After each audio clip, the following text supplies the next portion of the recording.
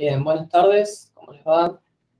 Tenemos hoy un nuevo seminario, por suerte, después de algunas fechas vacías que tuvimos, nos faltaron oradores, pero hoy por suerte volvemos. Eh, Agustín nos va a contar sobre el impacto de la evolución de vacíos cosmológicos en procesos astrofísicos de halos galácticos. Y bueno, evalúo su comisión asesora, un seminario de doctorado. Así que bueno, están invitados a hacer preguntas. No hay problema, Agustín. No, sí, no hay problema. Dale, genial. Cuando quieran. Muchas gracias. Adelante. Bueno, el trabajo que les voy a contar es sobre un paper que mandamos hace un par de semanas, que hicimos con Dante Paz, Federico Stasicin, que son mis directores, y Andrés Ruiz como colaborador. Y lo que estamos haciendo nosotros es estudiar si los vacíos cósmicos y las propiedades de los vacíos cósmicos influyen en los procesos bariónicos que ocurren en los halos de materia oscura. Entonces, para empezar, cuando hablamos de vacíos cósmicos o hablamos de voids, estamos hablando de las zonas más subdensas del universo. Cuando uno mira un relevamiento de galaxias, como el que vemos acá, se puede ver cómo, bueno, cada punto es una galaxia, ¿no? Entonces hay grandes regiones con mucha cantidad de galaxias que van a ser los nodos. Podemos ver también cómo las galaxias se forman distribuyendo estructuras filamentosas, que son los filamentos de galaxias, y también podemos ver cómo hay zonas que están como vacías o carentes de galaxias, que son lo que llamamos vacíos cósmicos. Entonces, bueno, hay muchas maneras de identificarlos, pero típicamente se habla de regiones que tienen una densidad del 10% de la densidad del universo, o bueno, un contraste de densidad de menos 0.9. Entonces, ¿por qué querría uno estudiar estas regiones? Por un lado, sabemos que ocupan la mayor parte del volumen del universo, por lo cual juegan un rol fundamental en el proceso de la formación de la estructura en gran escala. Y por el lado de la cosmología, hay muchos test cosmológicos que se están desarrollando con voids, que tienen que ver con, bueno, el contenido de materia y la tasa de crecimiento de estos, para modelos de energía oscura, modelos de gravedad modificada, modelos de masa de neutrino y demás. Ahora, lo que nos interesa a nosotros, bueno, en mi doctorado, es saber si juegan un rol en el proceso de la formación de galaxias. Ya que cuando se estudian en la literatura siempre se encuentra que las galaxias dentro de los voids son galaxias de magnitudes débiles y típicamente azules, activas en formación estelar y de morfologías tardías. Ahora bien, se sabe que hay una relación entre la magnitud de las galaxias y las propiedades astrofísicas, como puede ser, por ejemplo, de que hay una tendencia que las galaxias más débiles sean de colores más azules y activas en formación estelar. Por lo cual, lo que uno realmente quiere saber es si las propiedades que se encuentran en los voids están reflejando un impacto del ambiente o si simplemente tienen que ver con que estas regiones tienen un sesgo hacia tener galaxias de magnitudes débiles. Entonces, bueno, se debate mucho en los papers sobre qué es lo que pasa realmente. Por ejemplo, en este plot de arriba a la izquierda están viendo un diagrama, digamos, donde tenemos masa del halo versus masa estelar en el eje Y, y tenemos los diferentes ambientes en el mapa de colores. Y lo que muestran en este trabajo es cómo aquellas regiones más subdensas, que serían los voids, tienen un sesgo a tener, o sea, tienen galaxias que a una masa del halo tienen galaxias más débiles. Esto se ha intentado muchas veces ver mediante observaciones, y por ejemplo en el trabajo de Douglas del 2019, que utiliza datos de MaNGA, del SLOAM, ellos concluyen que no hay una influencia en el void, y cuando estudian la distribución de la fracción de masa de dark matter sobre estrellas, que es lo que se ve en el plot de la derecha, para los voids y para ambientes, digamos, galaxias de campo, observan que no encuentran ninguna relación estadísticamente significativa, por lo que concluyen que en realidad no hay una influencia de los voids. Ahora también por el lado de los trabajos que sí argumentan que las galaxias de los voids tienen propiedades distintas a las de otros ambientes, se puede hablar del trabajo de Ricciardelli 2014, donde estudian la fracción de galaxias activas en formación estelar en voids. Y lo que ellos muestran en este plot de la derecha, donde tenemos el radio de la distancia, el centro del void en el eje X y la fracción de galaxias activas en formación estelar en el eje Y, ellos muestran que para una población de galaxias donde el 85% son galaxias activas en formación estelar, o sea, de toda la muestra el 85% son activas en formación estelar, pero dentro de los void la fracción de galaxias activas llega a ser, digamos, en promedio del 95%, por lo cual ellos concluyen que sí hay un efecto del void en las propiedades de las galaxias. Por otro lado, después extienden en 2017 este trabajo a estudiar la morfología de las galaxias en voids, y lo que concluyen es que las galaxias dentro de los voids típicamente son galaxias de morfologías más tardías. Eso lo muestran en el plot, digamos, que estaría en el cuadrante de arriba a la derecha, donde en el eje X está el radio del void, y en el eje Y la fracción de galaxias espirales, y se ve como dentro de los void la fracción de galaxias espirales es más alta que la de toda la muestra, que sería la línea punteada. Y también en estos trabajos ellos reportan que el entorno de los void, o sea, la región que estaría entre un radio de void y dos radios de void,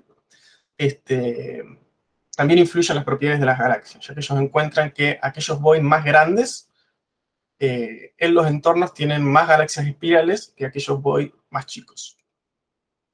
Entonces, nosotros como proyecto doctoral lo que nos planteamos es estudiar las propiedades de las galaxias en los void utilizando un enfoque complementario, digamos, tanto usando simulaciones como observaciones. En este trabajo lo que les voy a hablar es sobre un trabajo que hicimos con resimulaciones hidrodinámicas de voids, donde lo importante es que hicimos resimulaciones para tener una muestra de void que estén, digamos, en un entorno de gran escala, ya que si uno quisiera usar las simulaciones hidrodinámicas que hay, digamos, públicas dando vueltas, como por ejemplo las Illustre o las TNG, siempre son simulaciones que tienen volúmenes cosmológicos, o sea, no tienen volúmenes cosmológicos grandes, o sea, son simulaciones de volúmenes chicos, ¿sí? Por ejemplo, la TNG 300, que es la más grande que hay, tiene es un box de 200 megaparsec de lado. Entonces, para tener voids embebidos en un entorno de gran escala, uno necesita una simulación de un box bastante más grande. Entonces nosotros utilizamos identificamos los voids en una simulación de 500 megaparsec de lado, o sea, ya era una simulación cosmológica, y los voids se identificaron con halos de masas de 10 a la 12, masas solares o más.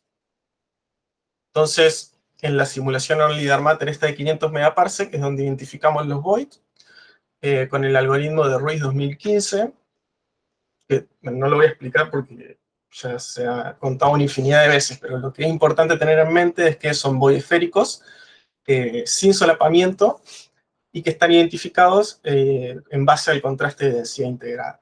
Acá puede verse un slide de la simulación con algunos de los voids identificados. Entonces, en esta simulación de 500 megaparsec, identificamos 1400 voids, que los clasificamos en tipo R y tipo S, según el criterio de Ceccarelli 2013, donde en este plot, digamos, tengo el radio del void versus, o sea, la distancia en el centro del void, unidades del radio del void, versus el contraste de densidad integrada en el eje Y, y hay dos tipos de void, digamos. Aquellos tipo R son los que tienen un perfil que es creciente, o sea, rising, donde, bueno, la zona interna obviamente es subdensa y después el perfil va creciendo lentamente hasta que alcanza la media del universo, que estaría representado por 0, allá por 4 o 5 radios de void. Son los que están pintados en celeste. Por otro lado, los void tipo S son los que están pintados en naranja, donde se puede ver cómo ni bien uno sale del radio del void, estos empiezan a crecer fuertemente su perfil y superan el punto cero, digamos. O sea, son void que están sobrecompensados, lo cual nos está diciendo que son void que en el entorno son sobredensos. Entonces, es como si tuvieran una shell, y después de vuelta, cuando uno se empieza a alejar, este perfil va cayendo y más o menos por 4 o 5 radios de void alcanza la media del universo. Entonces, de esta muestra de 1400 void, seleccionamos 7 que los resimulamos con hidrodinámica. En esta tabla están un resumen de las propiedades básicas de las resimulaciones. En la tabla inferior tenemos, resimulamos 4 void tipo R y 3 void tipo S. Después en la última columna tenemos el radio del void, que podemos ver que son todos entre 9 y 10 megaparsec de radio. Y una cosa interesante para ver acá es que si bien todas las simulaciones son de void de 9 megaparsec de radio, cuando uno mira, en la segunda, tercera y cuarta columna tenemos la caja que encierra el void de la región resimulada. Entonces, si bien vemos que los radios son de 9 megaparsec, la región resimulada puede llegar a ser 5 o 6 veces el tamaño del void. Por ejemplo, el R3 es un void de 9.6 megaparsec de radio, y la caja que lo encierra, o sea, la zona de alta resolución de la simulación, es una caja que tiene 114 megaparsec de lado. Y esto es importante porque uno necesita resimular una región que sea lo suficientemente grande para que sea, digamos, más o menos de una densidad media y evitar un flujo de partículas de la zona de alta resolución a la de baja resolución, y al revés, digamos, que no se me metan partículas tidales dentro de la zona de alta resolución. Entonces se simula un volumen bastante más grande que el void, digamos. Entonces nosotros utilizamos estas 7 resimulaciones. Podemos ver que la resolución por partícula es del orden de 10 a la 8 masas solares. Y después también hicimos una simulación de un box de 125 megaparsec de lado, que vamos a llamar simulación de referencia, que tiene exactamente la misma resolución por partícula que las resimulaciones. Y esto es muy importante porque con este box de 125 megaparsec nosotros comparamos las propiedades de los voids con las de un universo medio, digamos, o sea, con una simulación completa, para tener una muestra de halos en un universo de densidad media, podríamos pensar. Entonces, bueno, las resimulaciones son hidrodinámicas y tienen los modelos de cooling, formación estelar y feedback por supernovas de Sprigge del 2002. Bien. Entonces, lo primero que tenemos que hablar es cómo los modelos estos de subgrid aplicados a las simulaciones SPH generan que el gas vaya evolucionando, y básicamente uno va a tener el gas en 5 estados que están bien representados en lo que se llama diagramas de fase, que es este plot que tenemos acá, donde tenemos en el eje X la densidad de una partícula de gas y en el eje Y la temperatura de las partículas de gas. Bueno, vemos que en este plot el rosa sombrerito sería la densidad media del universo. Y en estos diagramas de fase, el gas se puede dividir en 4 estados, que sería gas difuso, gas WIM, gas caliente y gas condensado, donde cada fase representa gas en un estado diferente. El gas difuso es aquel gas que está a baja densidad y baja temperatura, que es principalmente gas que se encuentra en un balance entre enfriamiento adiabático y calentamiento por fotoionización. Sería este cuadrante de acá. Después tenemos el gas WIM, que sería Warm Hot Intergalactical Medium, que es gas a baja densidad, pero a alta temperatura. Y este gas principalmente se forma cuando el gas del universo empieza a caer hacia los halos de materia oscura y se calienta por shocks. Después tenemos el gas condensado, que es gas a alta densidad y baja temperatura, es este cuadrante de abajo a la derecha, que bueno, como es gas denso, es gas que va a estar dentro de los halos de materia oscura, y al ser gas frío es gas donde se empieza a activar los mecanismos de formación estelar. Después tenemos el gas caliente, que es gas denso y caliente, lo cual indica que, como es denso, es gas que está dentro de los halos, y principalmente se forma por gas que al estar dentro de los halos es calentado cuando se empiezan a formar estrellas. Y después un quinto estado de los bariones vendrían a ser las partículas estelares, que bueno, en este diagrama de fases no están representadas porque esto está hecho con las partículas de gas. Pero si uno quisiera poner las estrellas en este diagrama, tendría que ponerlas en el extremo de partículas más densas, siguiendo a la rama de condensadas. Entonces, el gas en estas diferentes fases se va a distribuir de diferente manera en el universo. Acá estamos viendo dos slides de dos de las resimulaciones. El círculo interno señala el radio del void. El círculo externo una región entre 1 y 3 radios de void. Y bueno, son dos slides que tienen la profundidad de el radio del void, digamos. Es como el radio del void proyectado sobre el eje Z. Y en diferentes colores pintamos el gas en las diferentes fases. En azul tenemos el gas condensado, que podemos ver que siempre está como muy agrupado. Y esto justamente es así porque este es gas que está dentro de los halos de materia oscura, o sea, es gas que va a estar denso. Después en celeste tenemos lo que llamamos gas WIM, que vemos que principalmente se encuentra trazando una red de filamentos, digamos de los filamentos más masivos. Después vemos que el gas amarillo y rojo siempre se encuentra en las mismas posiciones. El gas amarillo sería, bueno, los bariones amarillos serían las partículas estelares, y el gas rojo sería el gas caliente. Y vemos que hay una correlación 1 a 1, y esto tiene sentido porque donde haya estrellas va a tener que haber gas caliente, porque cuando se forman estrellas, el gas que está en los entornos se va a calentar. Y bueno, el gas difuso vemos que se encuentra como en todo medianamente tiene una distribución casi homogénea, digamos, y vemos que se encuentra formando redes de filamentos, pero muy tenues. Lo que se puede ver en este plot, también ya metiéndonos en lo que es la estructura de los ambientes, es que, bueno, dentro de los void vemos que principalmente tenemos gas difuso y gas condensado, pero en las regiones externas de los void vemos que es muy diferente según si uno esté al lado de un void S o al lado de un void R.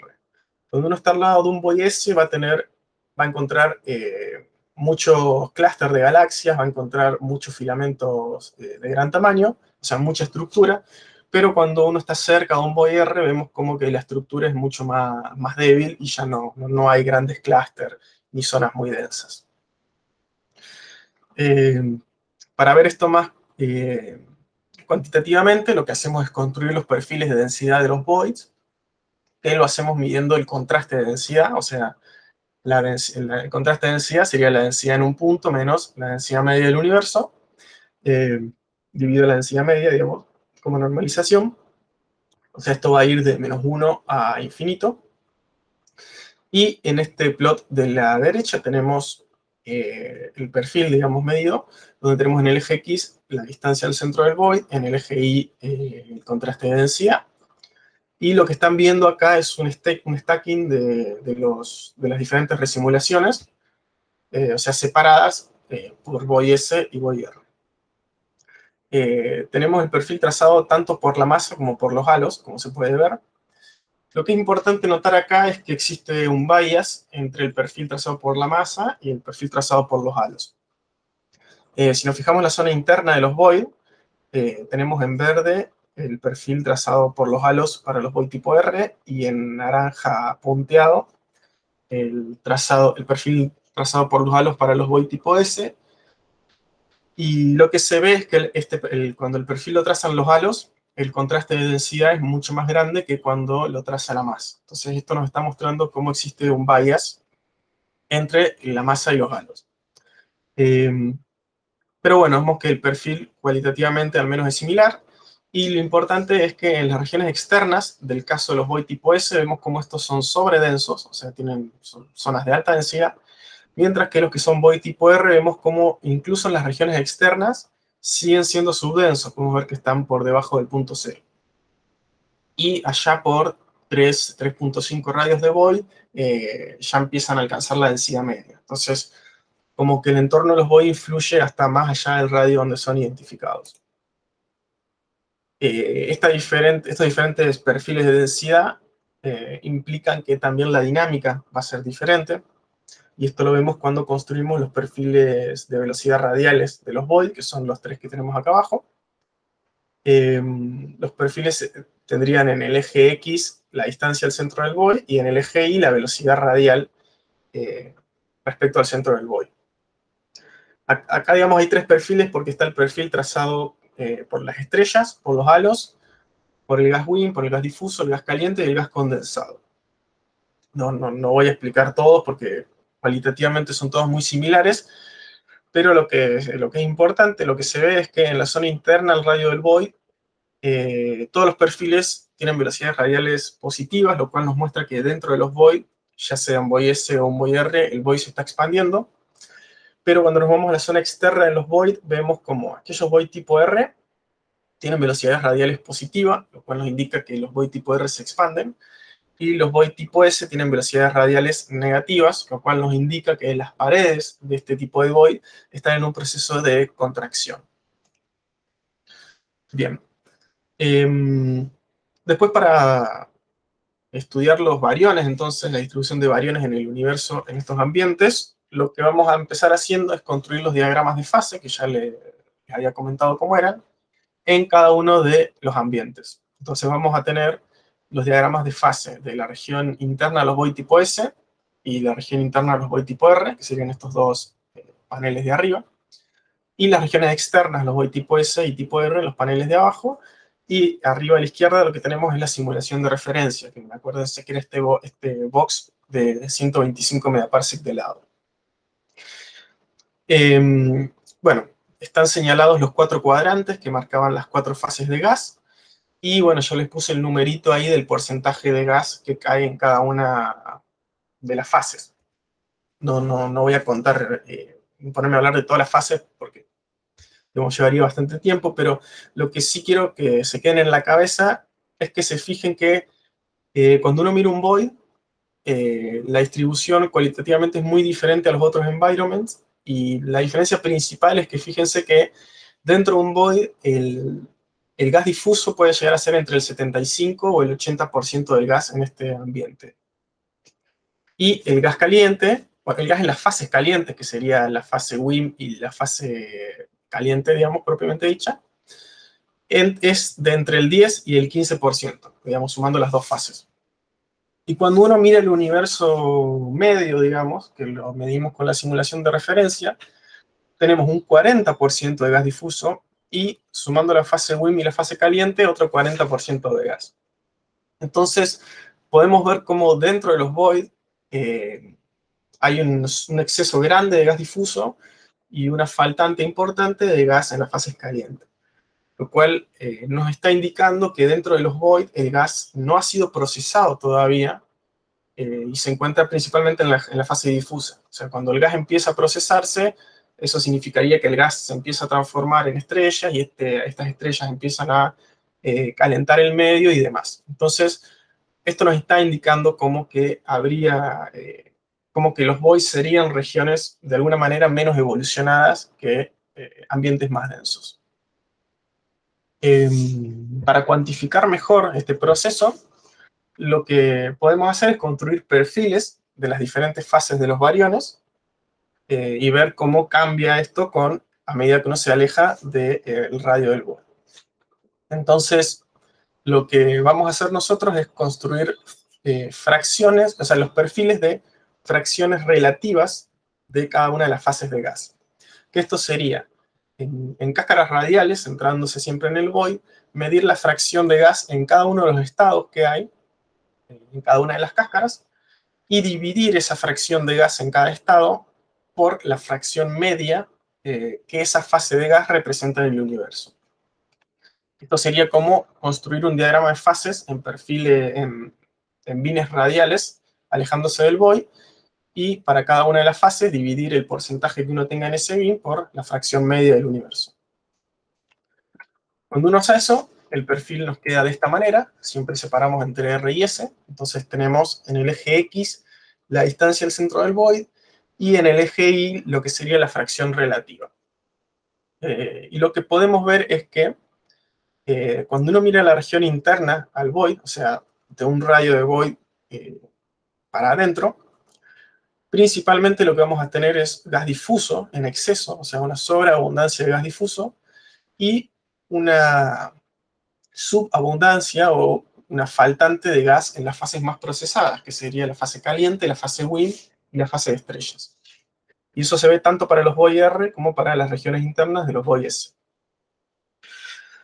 Ahora, cuando uno se va a las regiones externas, que serían del radio del void para afuera, lo que tenemos es que en el caso de los Rs, el gas difuso va bajando su proporción y va aumentando la proporción del gas más procesado, o sea, las fases calientes y estrellas.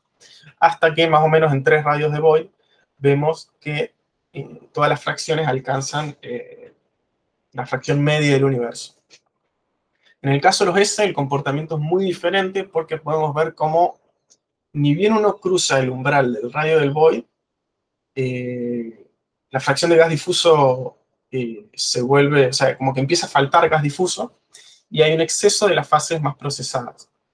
Entonces esto nos está indicando que en las regiones cercanas a los void tipo S hay un exceso de las fases más procesadas de gas y una faltante de gas difuso.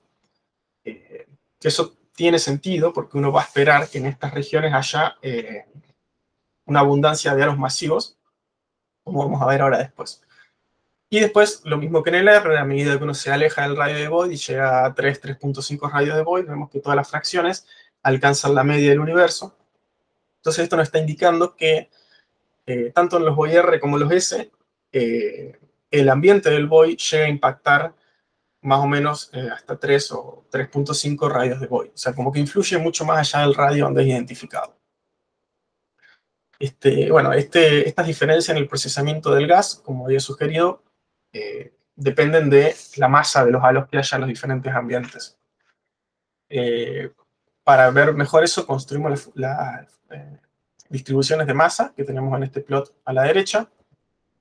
Arriba tenemos las distribuciones de masa normales, digamos, y abajo lo que tenemos es la distribución de masa en cada uno de los ambientes relativa a la distribución de masa de referencia, que es la del box de 125 megaparsec. Lo que podemos ver es que tanto para los void S, que sería la línea esta verde, como para los void R serían esta línea verde, y los void S serían la línea esta naranja punteada, en la región interna de los void. Lo que vemos es que la función de masa nos indica que hay una escasez de halos masivos y una sobreabundancia de halos de poca masa. Y cuando uno mira la función de masa de las regiones cercanas a los void tipo S, que estaría marcada por esta línea rayada roja, vemos que hay un exceso de halos masivos y vemos que en el caso de las funciones de masa de los halos cercanos a los void tipo R, lo que tenemos es un déficit de halos masivos. Entonces, justamente estas diferencias en la función de masa en los diferentes ambientes son las que determinan que el gas en algunos entornos esté más procesado que en otros entornos.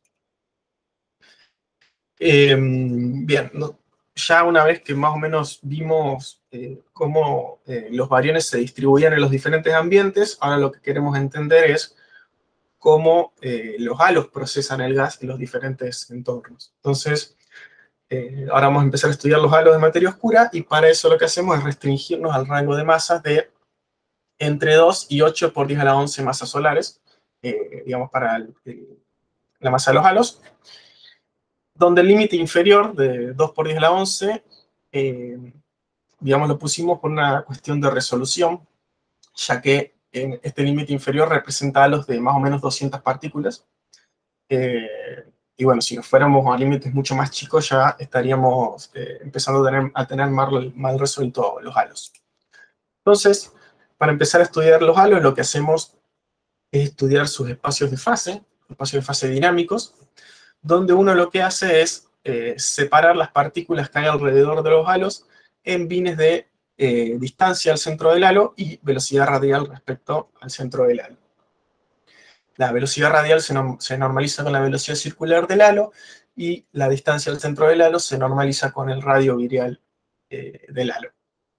Entonces, cuando uno hace los espacios de fase, lo que obtiene es un plot como el que está abajo a la izquierda, donde se puede ver cómo la región que está dentro del radio virial de los halos, que es la región que está de esta línea vertical a la izquierda, tiene una distribución centrada en 0 para las velocidades radiales.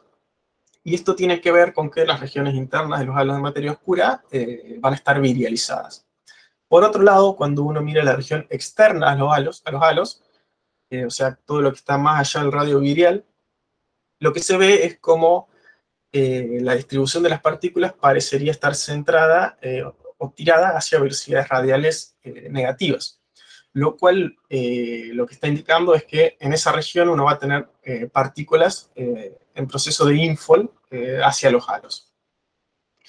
Entonces, para cuantificar mejor las asimetrías que uno ve en estos espacios de fase y obtener una mejor señal del flujo neto, digamos, que tiene de partículas hacia los halos, lo que hacemos es construir lo que vamos a llamar espacios de fases espejados, que es lo que tenemos abajo a la derecha, donde básicamente lo que hacemos es al panel inferior del espacio de fases restarle el panel superior del espacio de fases, pero de manera espejada. Es decir, a un dado bin de distancia al centro del halo, digamos, a un dado bin de distancia y de velocidad radial, lo que hacemos es restarle los bines que tengan el mismo módulo de velocidad radial, que estén a la misma, en el mismo bin de distancia.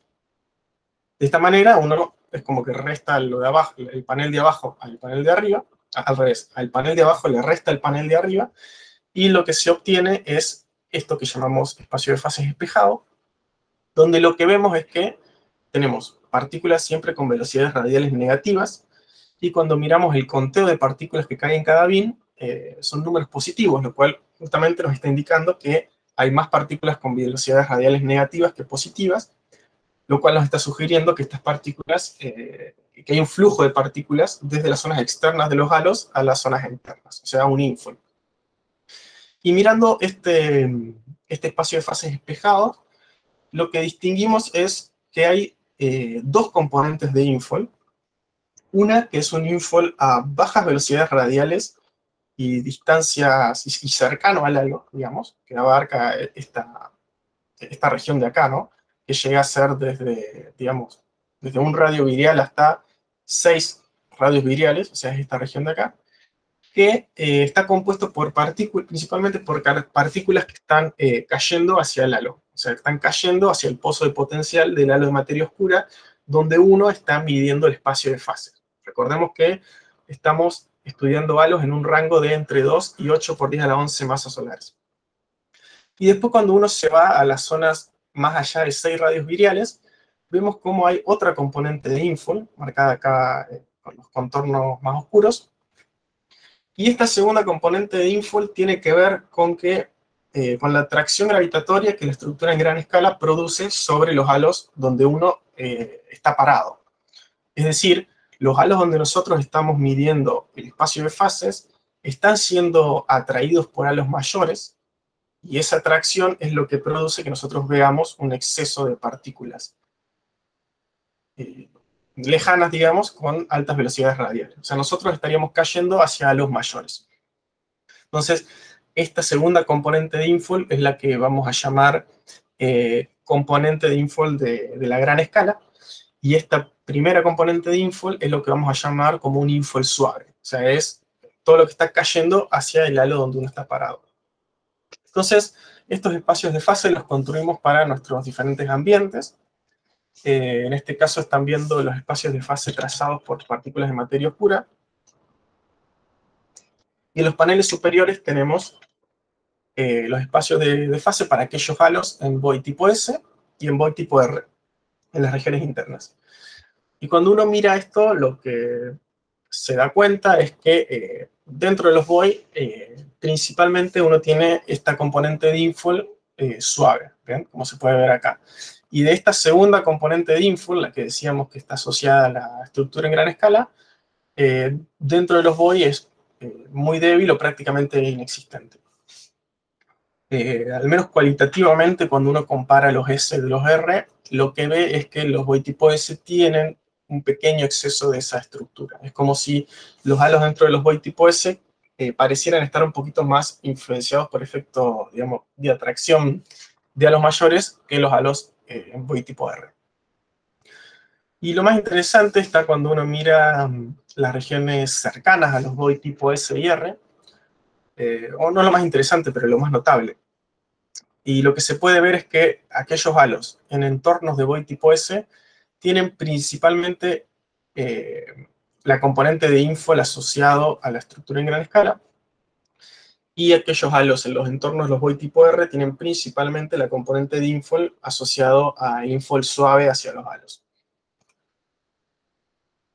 Cuando uno mira el gas, recupera el resultado que tiene cuando se mira la materia oscura. Acá se puede ver mejor, lo cual es esperable porque uno va a esperar que la dinámica del gas siga la dinámica de la materia oscura. Y otra cosa que es interesante es que el universo medio, o sea, la simulación de referencia, o sea, el box de este 125 megaparsec, pareciera tener un comportamiento intermedio entre el universo cercano a los Void tipo R y el universo cercano a los Void tipo S. Y esto es porque el universo cercano a los Void tipo R, como se ve abajo, tiene principalmente la componente de infol suave. El universo medio, o sea, la referencia, tiene la componente infol suave y de gran escala en proporciones similares. Y el universo cercano a los tipo S tiene principalmente la componente de infol asociado al flujo en gran escala. Entonces, para ver si realmente estas componentes de infol tienen que ver con una mayor atracción o no de halos mayores, digamos, lo que uno puede hacer es estudiar el entorno local mediante la función de correlación y ver si hay un exceso de clustering en aquellas regiones donde uno detecta esta componente de infol asociado a la gran escala. Entonces, construimos la función de correlación halo-partícula, que es lo que están viendo en este plot, donde arriba tenemos todas las funciones de correlación, o sea, en los void, en las regiones cercanas y en el universo medio, o sea, la simulación de referencia. Y lo que vemos es que en el término de un halo, que sería de 0.1 megaparsec para abajo, digamos, la correlación es similar en todos los ambientes. Pero cuando uno se va al término de dos halos, o sea, más allá de 0.1, 0.2 megaparsec, vemos que las correlaciones empiezan a ser distintas. En el panel del medio tenemos la función de correlación para void tipo S, en naranja punteado para la región interna, donde vemos que hay un déficit de correlación fuerte, y en la línea roja rayada para las regiones cercanas a los void tipo S, donde vemos que hay un exceso de clustering en el término de dos halos. Y cuando uno mira los void tipo R, en la región interna vemos también un déficit de clustering, y en la región cercana a los void tipo R tenemos un déficit de clustering respecto al universo medio. Entonces, lo que estamos viendo es que en aquellas regiones donde veíamos una fuerte componente de infol asociado a la estructura en gran escala, lógicamente es en los entornos donde tenemos un mayor clustering. Bueno, y por último, lo que hicimos fue ver cómo crecían estos halos en los diferentes ambientes. Para estudiar cómo crecían los halos, lo que estudiamos fueron los merger tree. Bueno, recordemos que estamos estudiando halos en el rango de masa de 2 y 8 por 10 a la 11 masas solares, y seguimos la rama principal de nuestros halos.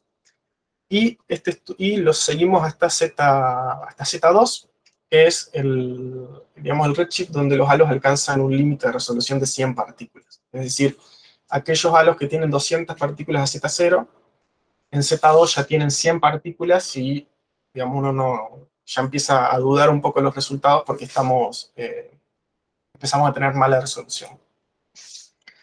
Y antes de contar la última parte del trabajo, es importante que entendamos cómo funcionan los modelos subgrid hidrodinámicos que estamos utilizando.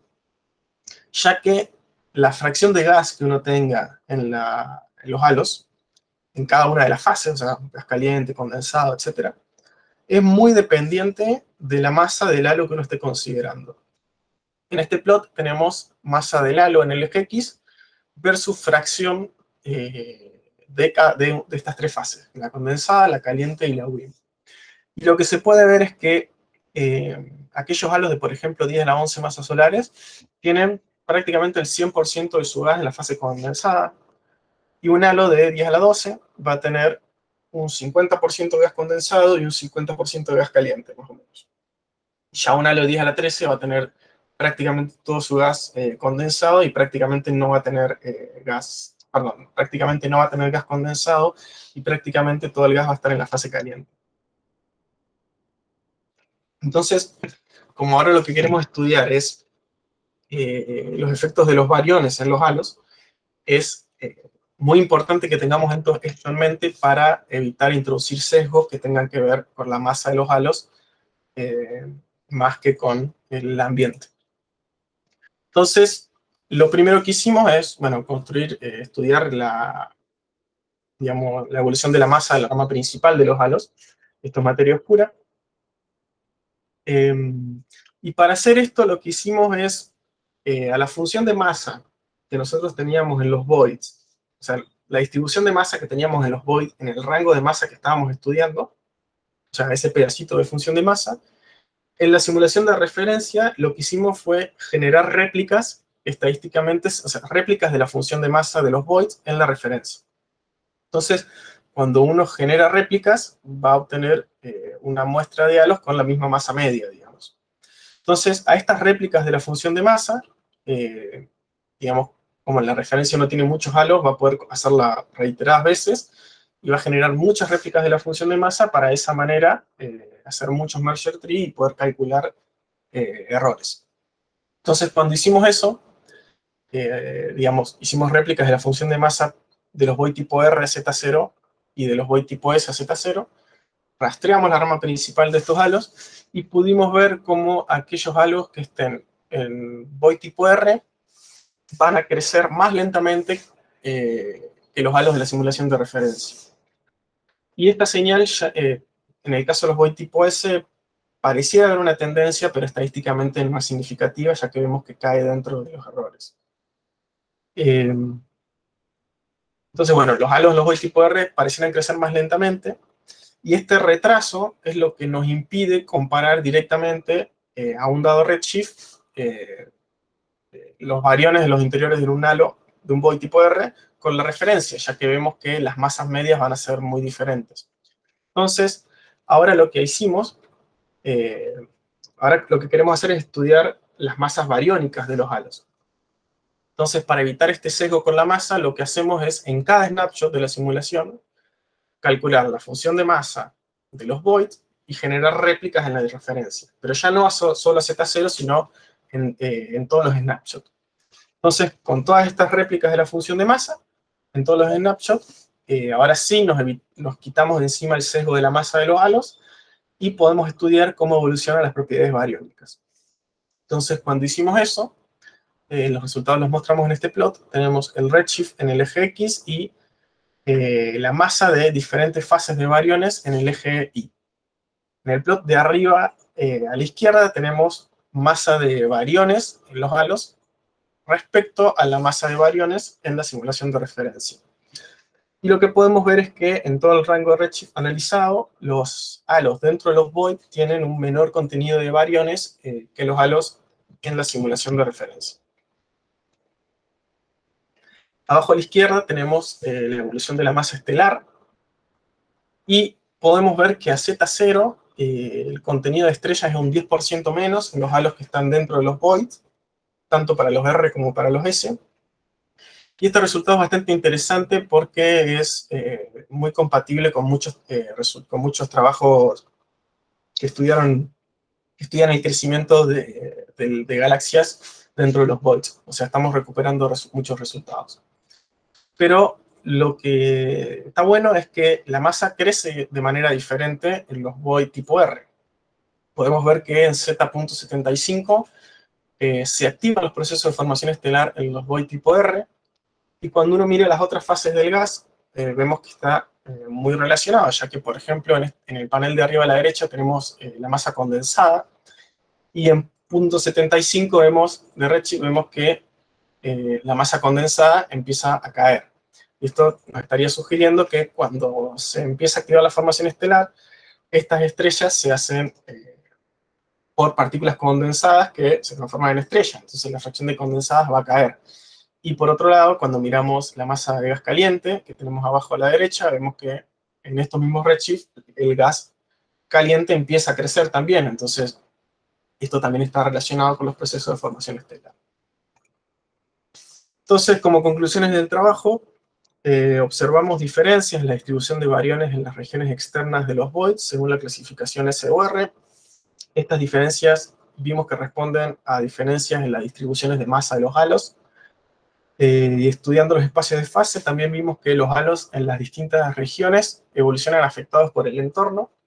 Y en particular, bueno, los halos en los voids acretan material de manera más suave, y aquellos halos en entornos más densos, como son las regiones cercanas a los void tipo S, van a evolucionar perturbados por la estructura en gran escala.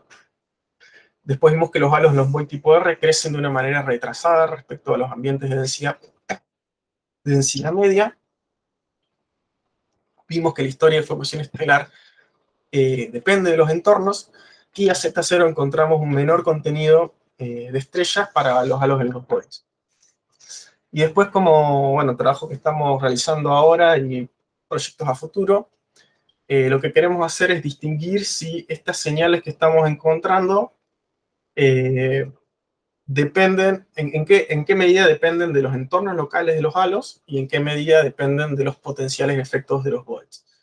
Entonces, estamos trabajando con datos observacionales del SLOAM. Estamos utilizando los catálogos de grupos de Facu y Manuel. Y estamos estudiando los efectos en galaxias centrales y satélites y vinculando estos efectos con simulaciones digamos, de alta resolución como las TNG300 y modelos semianalíticos como el SAC aplicado a la multidar. Y después, bueno, ya más a futuro lo que queremos es llevar este estudio de galaxias identificadas en voids a datos del SLOAM, del LSST, perdón. Y bueno, eso sería todo. Gracias. Gracias, Agustín. Muy lindo, muchas gracias. Pasamos ahora a preguntas o comentarios que tengan. Mario, adelante. Agus, quería preguntarte de las imágenes que vos, o sea, vos estás haciendo como en las partes de afuera perfiles esféricos. De los ejemplos que vos mostraste, se ve como que más o menos adentro, hasta R igual a 1 en unidad de radio del Boy, las cosas más o menos uno podría creer que es más o menos esférico. Pero fuera de eso, cuando vos te vas afuera del radio del Boy, empezás a agarrar muchos pedazos de las estructuras, de los filamentos, de la estructura en gran escala. El hecho de tomar, claro, por ejemplo, en esta de la izquierda, ¿no es cierto? El hecho de estar calculando todo afuera del radio del Boy con simetría esférica, ¿no te podría estar borroneando excesivamente, digamos, las señales que vos querés ver? Sí. Sí, en realidad sabemos, bueno, esto lo hicimos porque utilizamos un identificador de Boy esférico, pero lo que estaría bueno hacer en algún futuro es, bueno, se puede usar el identificador del PopCon que está armando Dante para ya borrar la simetría yo me esférica refería y no estudiar. tanto al...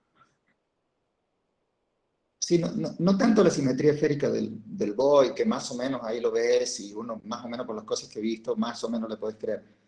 Es que cuando te vas tan lejos digamos, de la misma forma que los halos son, no sé, triaxiales y vos los haces esféricos, bueno, ¿no es cierto? Pero cuando te vas a escalas tan grandes como de tantos megaparsecs, me parece que es como medio difícil. Va, de alguna forma lo tendrás que hacer, pero, digamos, hacer todos perfiles promediados, ahí me parece que te deben estar borronando mucho, ¿no? Fuera. Sí, es cierto. Sí, gracias. Si no tenés otro comentario, Agustín, estaba Nelson también para preguntas. Adelante. Hola, Agustín. Me quedé con la duda. Cuando Vos mostraste primero los perfiles de velocidad alrededor de los voids, ¿no? Sí. Pero después mostrabas lo del espacio de fase. ¿El espacio de fase está centrado en cada halo o está centrado en el void? No, no, en cada halo. Ah, ok, está bien. Claro. Pero, Perdón, pero mostraste también espacio de fases de voids, ¿no? Que serían de la general, ¿o no? No, no, o sea, todos los espacios de fase son alrededor de los halos. O Ah, sea, los vos te halos están referís... adentro de voids, digamos, pero siempre es alrededor de los halos. Ah, ok. o sea, esta es velocidad radial alrededor de halos individuales en voids o en Claro. las cercanas. Ah, perdón. Yo me confundí, pensé que hablabas de los espacios fase termodinámico, eso de temperatura, los otros. No, quería saber de esto porque como estaban viendo el tema del default de variones, me había quedado con la duda así de cuál era, por eso. Pero claro, ahí tiene más sentido. Claro, es todo el gas, bueno, gas o dark matter que está, más o menos estamos llegando hasta 1 megaparsec alrededor de los halos. Claro, estamos. Súper. Sorry, sí, esa era la duda, no. Gracias. Fede había levantado la mano, no sé si ya está, y si no, sigue Cintia en la lista de preguntas. Sí, había levantado la mano, pero me asusté un poco, porque me pareció que podía aportar un poco a la pregunta de Mario, porque los perfiles que yo tengo en mente, por ejemplo, sobre todo los voids R, inclusive a 3 radios de void, sigue estando muy por debajo de la densidad media del contraste de densidad. Me arrepentí un poco porque no me acuerdo exactamente los perfiles de voids que mostró el AU, así que no. ¿Puedo añadir algo? Sí, dale. Eso que vos decís, Fede, es verdad. Porque en realidad, fíjate, la muestra esta la empezamos seleccionando con Polaco y con Fede,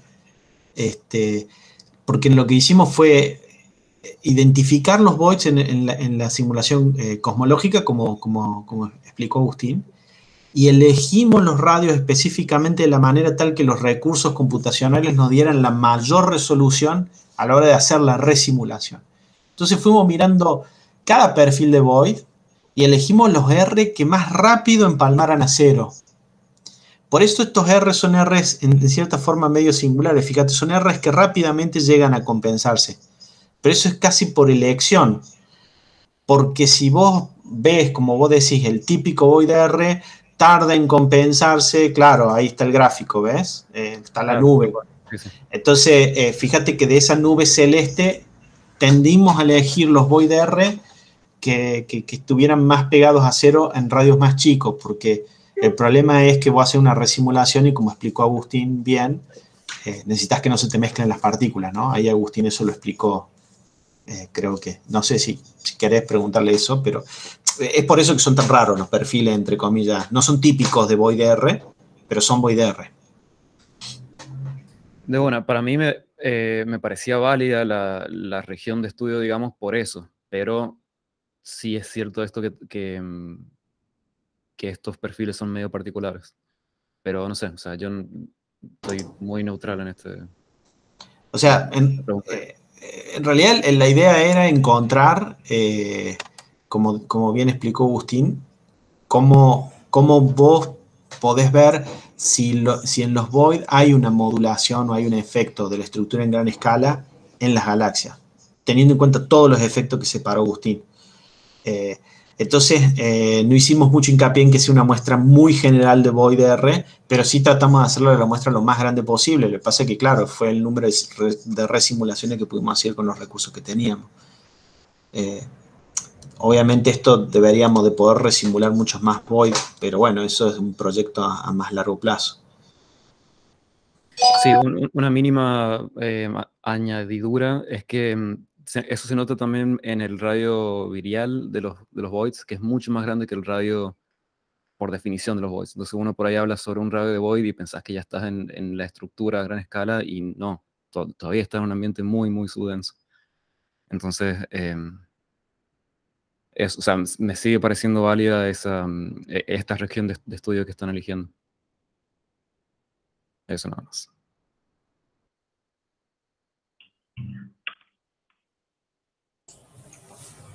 Cintia, ¿tenías preguntas? Sí, hola Agustín, hola. Hola. Mi pregunta tiene que ver con, creo que fue la penúltima slide que presentaste, que haces ver cómo crece la masa con el redshift exacto de esa. Ahí está. No, la otra. Sí.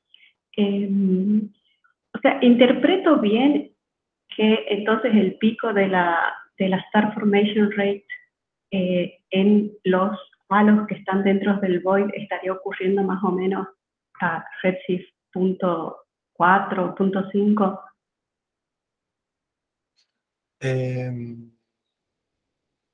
Sí, o sea, para los void tipo R, pasa que nosotros estamos mirando un rango de masas de halos.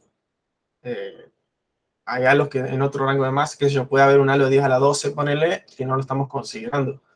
Pero sí, para el rango de masa que estamos mirando en estos void, pareciera que el pico va a estar en Z.4. Sí. Ah, y estos son halos, por ahí siempre me queda la duda, me confundo, ¿son halos dentro del void o en estas inmediaciones No, del dentro. void? Dentro, ajá. Todo esto es dentro. Es interesante. Y cuando vos decís, cuando hablas de gas procesado que está en las diferentes fases del diagrama de fases, ¿no? De temperatura, densidad del gas.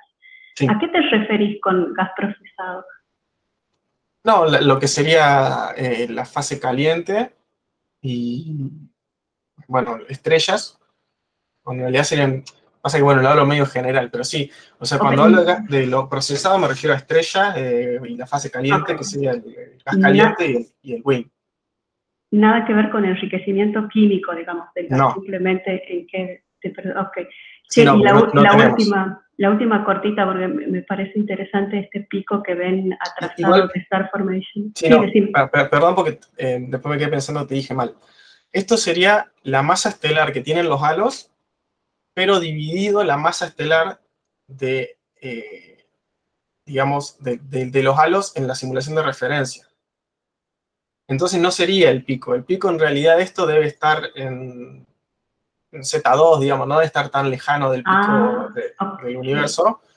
Lo que sí estamos viendo es que esta muestra de halos en Z.4 está formando, .4 está formando más estrellas que una misma muestra de halos, o sea, con la misma distribución de masa, en la simulación de referencia.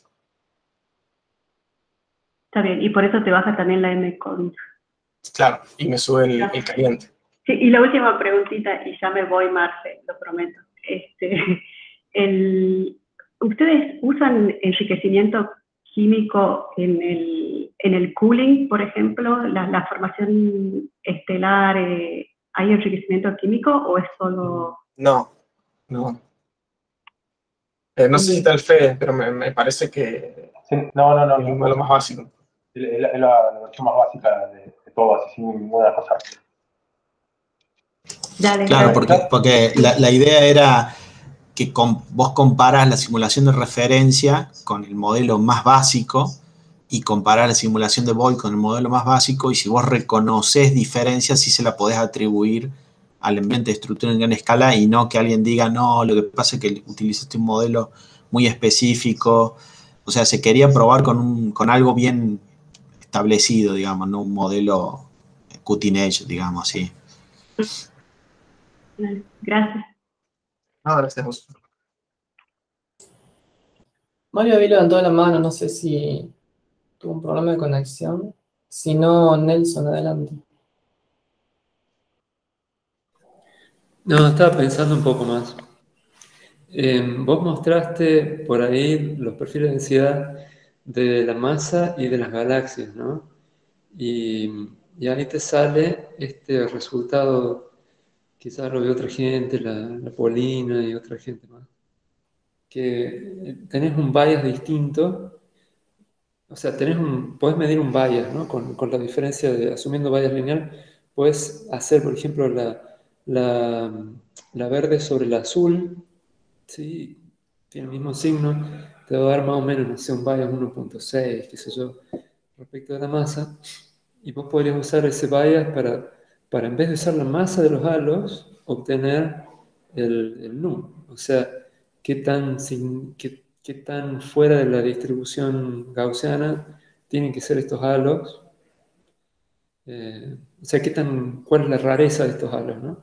Porque estaba pensando que estos halos tienen menos masa estelar que los halos de igual masa en la referencia, pero cuando vos mirás este gráfico de masa estelar sobre masa de halo, en función de la masa de halo, vos ves que eso tiene un máximo y después baja. Sí. Entonces, si estos halos tienen un bias mayor al bias que tienen estos halos de esa masa en la referencia, significa que tienen mayor rareza. Y eso a mí me cierra porque igual los voids tienen mayor cantidad de materia oscura, no, de energía oscura que materia oscura, por ejemplo, ¿no?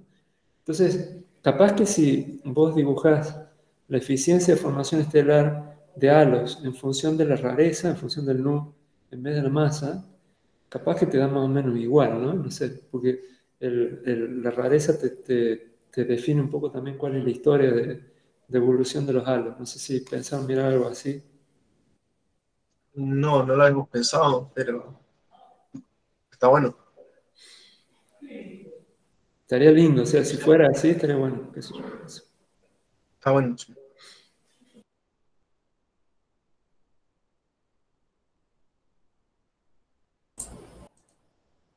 Bueno, ¿alguna otra pregunta o comentario?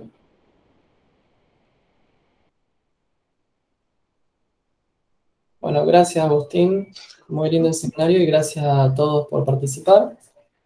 Nos estaremos viendo en el próximo seminario. Ahora viene temporada alta de seminarios, así que creo que hay todos los martes hasta el fin de semestre e incluso algunos días extras. Así que bueno, nos vemos entonces. Gracias, adiós. Bueno, gracias.